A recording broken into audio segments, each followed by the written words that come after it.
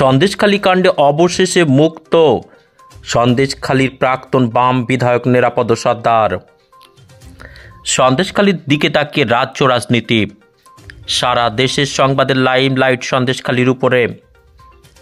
সিপিআইএমের প্রাক্তন বিধায়ক নিরাপদ সর্দার, বিজেপি নেতা বিকাশ সিং থেকে শুরু করে অজিত মাইতি, শিবপ্রসাদ হাজরা সহ অন্যান্য নেতাদের গতকাল পুলিশ ও জেল হেফাজতের নির্দেশ দিয়েছিল আদালত।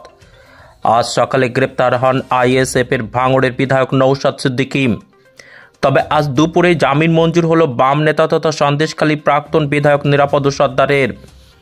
সন্ধ্যায় বসিরহাট জেল থেকে ছাড়া পান সন্দেশখালী কাণ্ডে ধৃত এই বাম নেতা। এমএস নিউজ বাংলা চ্যানেলের পরবর্তী খবর সবার আগে পেতে ইউটিউবে চ্যানেলটি সাবস্ক্রাইব করুন, ফেসবুক পেজ ফলো করুন, ফলো বাটন ক্লিক করুন, সেই সঙ্গে এই খবরটি ফেসবুকে প্রচুর পরিমাণে শেয়ার করুন। বলে না ঠেলায় না পড়লে বিড়াল গাছে ওঠে না, কেন 7 দিনের মধ্যে আজকে গ্রেপ্তার করার কথা বলছি? আমাদের পার্টি, আমি বারেই বলেছি শেখ শাহজাহান কোথায় আছে।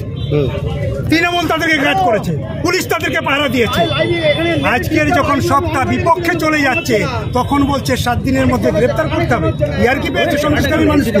কেন আজকে সন্দেশখালী মানুষ 144 ধারার মধ্যে থাকবে? কেন এই দ্বীপগুলোর মানুষ আজকের এই খারাপ পরিস্থিতির মধ্যে আছে?